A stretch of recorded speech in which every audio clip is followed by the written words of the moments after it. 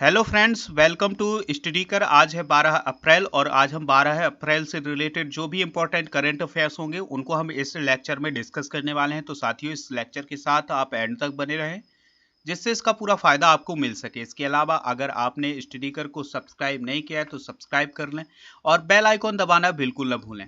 इसके अलावा एक और बहुत ही महत्वपूर्ण सूचना है कि अगर आप हमें खबरी ऐप पर सुनना चाहते हैं तो नीचे डिस्क्रिप्शन बॉक्स में एक लिंक दी गई है, उस पर क्लिक करके आप हमसे खबरी ऐप पर भी जुड़ सकते हैं और वहां हमारे जो भी लेक्चर होंगे उनको भी सुन सकते हैं।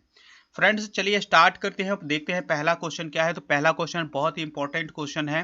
किस एथलीट को छत्तीसगढ़ वीरनी पुरस्कार से सम्मानित किए जाने की घोषणा की गई है? तो आंसर है इसका दुती चंद को। फ्रेंड्स, एक भारतीय एथलीट हैं यानी धावक हैं जिनका नाम है दुती चंद। तो उनको छत्तीसगढ़ सरकार के द्वारा छत्तीसगढ़ वीरनी पुरस्कार से सम्मानित किए जाने की घोषणा की गई है। उन्हें यह पुरस्कार 14 अप्रैल 2021 को वर्चुअली दिया जाएगा। फ्रेंड्स, बात करते हैं दुती चंद की। तो ये उड़ीसा की धावक हैं और उन्होंने 2019 में इटली में आयोजित वर्ल्ड यूनिवर्सिटी गेम्स में स्वर्ण पदक जीतने का काम किया था, जो कि पहली बार किसी भारतीय महिला ने जीता था। 2018 में जकार्ता एशियाई खेलों में 100 में और 200 मीटर में रजत पदक इन्होंने जीता था। इसके अलावा दुती चंद ने 100 मीटर में 11.2 सेकंड का राष्ट्रीय रिकॉर्ड भी बनाया है। फ्रेंड्स, यहाँ पर बात आई है छत्तीसगढ़ की। तो छत्तीसगढ़ की राजधानी क्या है? नया रायपुर, ठीक है, जिसे अटल नगर बोलते हैं। इसके अलावा हम बात करते हैं छत्तीसगढ़ के जो मुख्यमंत्री हैं। तो छत्तीसगढ़ के मुख्यमंत्री कौन है? छत्तीसगढ़ के मुख्यमंत्री हैं भूपेश बघेल। कौन है? याद रखिएगा, छत्तीसगढ़ के मुख्यमंत्री कौन है वर्तमान में? भूपेश बघेल जी। चलिए फ्रेंड्स, नेक्स्ट क्वेश्चन देखते हैं। बहुत ही इंपॉर्टेंट क्वेश्चन है। ब्रिटेन की महारानी एलिजाबेथ द्वितीय के पति प्रिंस फिलिप का कितने वर्ष की आयु में निधन हो गया है? तो उनका 99 वर्ष की आयु में निधन हो गया है। फ्रेंड्स, ब्रिटेन की महारानी कौन है? एलिजाबेथ द्वितीय, और उनके पति का क्या नाम था? प्रिंस फिलिप, जिनका 9 अप्रैल को हाल ही में निधन हो गया है और वे 99 वर्ष के थे। बात करते हैं यहाँ पर एलिजाबेथ द्वितीय की। तो एलिजाबेथ द्वितीय ब्रिटेन के इतिहास में सबसे लंबे समय तक राज करने वाली महिला है। ठीक है, चलिए फ्रेंड्स, नेक्स्ट क्वेश्चन देखते हैं। इसके अलावा हम एक बहुत महत्वपूर्ण जानकारी देख लेते हैं। यहाँ पर बात आई है यूनाइटेड किंगडम की। तो यूनाइटेड किंगडम के बारे में थोड़ी सी बात जान लेते हैं कि यूनाइटेड किंगडम 4 राज्यों यानी 4 देशों से मिलकर एक समूह होता है, जिसमें इंग्लैंड, स्कॉटलैंड, वेल्स और उत्तरी आयरलैंड आता है। ध्यान से सुनिएगा, उत्तरी आयरलैंड आता है। पूरा आयरलैंड यूके के अंतर्गत नहीं आता है। और यूके की अभी महारानी कौन है? एलिजाबेथ द्वितीय। फ्रेंड्स, चलिए नेक्स्ट क्वेश्चन देखते हैं। बहुत इंपॉर्टेंट क्वेश्चन है। भारतीय लघु उद्योग विकास बैंक, जिसे सिडबी बोला जाता है, कि नए अध्यक्ष और प्रबंध निदेशक के रूप में किसे नियुक्त किया गया है? तो आंसर है इसका एस रमन को। फ्रेंड्स, अभी हाल ही में भारत सरकार ने एस रमन को भारतीय लघु उद्योग विकास बैंक का नया अध्यक्ष और प्रबंध निदेशक नियुक्त किया है। यह जो इनकी नियुक्ति है ये 3 साल के लिए की गई है। अब हम थोड़ी सी बात कर लेते हैं भारतीय लघु उद्योग विकास बैंक की। इसको इंग्लिश में बोलते हैं small industries development bank of India. इसको शॉर्ट फॉर्म में बोलते हैं हम सिडबी। क्या बोलते हैं? सिडबी, SIDBI, सिडबी बोलते हैं। ठीक है, इसकी स्थापना हुई थी 2 अप्रैल 1990 को। इसका मुख्यालय है लखनऊ, उत्तर प्रदेश में। चलिए फ्रेंड्स, नेक्स्ट क्वेश्चन देखते हैं। बहुत ही इंपॉर्टेंट क्वेश्चन होगा ये। डॉक्टर हरे कृष्णा मेहताब की लिखी पुस्तक उड़ीसी इतिहास के हिंदी वर्जन का लोकार्पण किसके द्वारा किया गया है? तो ये लोकार्पण किया गया है प्रधानमंत्री नरेंद्र मोदी जी के द्वारा। फ्रेंड्स, हाल ही में नई दिल्ली में एक कार्यक्रम हुआ था जिसमें डॉक्टर हरे कृष्णा मेहताब की लिखी पुस्तक उड़ीसा इतिहास का हिंदी वर्जन का लोकार्पण प्रधानमंत्री नरेंद्र मोदी जी के द्वारा किया गया है।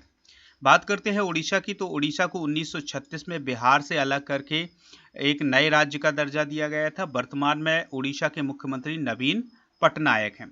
और गवर्नर की बात करें तो गवर्नर कौन है? गणेशी लाल हैं। नेक्स्ट क्वेश्चन है, माइक्रो सेंसर आधारित उपकरण ITD नैनो स्निफर की शुरुआत विश्व में कहाँ की गई है? विश्व में पहली बार ऐसा उपकरण बना है, तो इसकी शुरुआत की गई है नई दिल्ली में। फ्रेंड्स, हाल ही में केंद्रीय शिक्षा मंत्री रमेश पोखरियाल निशंक ने दिल्ली में विश्व का पहला माइक्रो सेंसर आधारित विस्फोटक का पता लगाने वाला एक उपकरण जिसे बोलते हैं ETD नैनो स्निफर की शुरुआत की है। इस नैनो स्निफर को बनाया है किसने? IIT बॉम्बे के द्वारा बनाया गया है। चलिए फ्रेंड्स, नेक्स्ट क्वेश्चन देखते हैं। देश में पिछले वित्तीय वर्ष के दौरान प्रत्यक्ष कर संग्रह में लगभग कितने प्रतिशत की वृद्धि की गई है? तो यह वृद्धि की गई है 5% की। फ्रेंड्स, हाल ही में वित्त मंत्रालय ने एक रिपोर्ट में कहा है कि जो पिछले वर्ष का जो हमने प्रत्यक्ष कर का जो संग्रह था उसमें हमने 5% की वृद्धि की है और यह वृद्धि हमने कोविड महामारी के दौरान की है। फ्रेंड्स, हमारे देश के अभी वर्तमान में वित्त मंत्री कौन है? निर्मला सीतारमण। और वित्त राज्य मंत्री कौन है? तो ये भी याद रखिएगा, वित्त राज्य मंत्री कौन है? अनुराग सिंह ठाकुर। चलिए फ्रेंड्स, नेक्स्ट क्वेश्चन देखते हैं। पद्मश्री फातिमा रफीक जकारिया का हाल ही में निधन हो गया है, वह कौन थी? तो वह एक पत्रकार थी। ध्यान से सुनिएगा, प्रसिद्ध पत्रकार, शिक्षाविद और मौलाना आजाद एजुकेशनल ट्रस्ट के अध्यक्ष पद्मश्री से सम्मानित फातिमा रफीक जकारिया का महाराष्ट्र के औरंगाबाद की एक अस्पताल में निधन हो गया है। उन्होंने दैनिक समाचार पत्र मुंबई टाइम्स और टाइम्स ऑफ इंडिया में भी काम किया है। उन्हें भारत सरकार के द्वारा 2006 में पद्मश्री से सम्मानित किया गया था। यहाँ पर बात आई है पद्मश्री की। तो पद्मश्री भारत का चौथा सबसे बड़ा नागरिक सम्मान है। पहला सबसे बड़ा नागरिक सम्मान कौन है? भारत रत्न, फिर है पद्म विभूषण, फिर है पद्म भूषण, फिर इसके बाद आता है कौन? पद्मश्री। तो चौथा सबसे बड़ा नागरिक सम्मान कौन है? भारत का पद्मश्री है। सबसे बड़ा नागरिक सम्मान कौन है? भारत रत्न है। चलिए फ्रेंड्स, नेक्स्ट क्वेश्चन देखते हैं। निम्नलिखित में से किसे वियतनाम के राष्ट्रपति के रूप में चुना गया है? तो ये चुना गया है गुयेन जुआन फुक को। ध्यान से सुनिएगा, गुयेन जुआन फुक को हाल ही में वियतनाम का राष्ट्रपति चुना गया है। बात आई है यहाँ पर वियतनाम की। तो वियतनाम की राजधानी कौन है? हनोई है। प्रधानमंत्री यानी प्राइम मिनिस्टर कौन है? गुयेन तन जुंग जो है ये यहाँ के प्रधानमंत्री हैं। सबसे बड़ा जो नगर है वो है, ध्यान से सुनिएगा, यहाँ का नगर क्या है? सबसे बड़ा नगर वो है हो ची मिन शहर। ठीक है।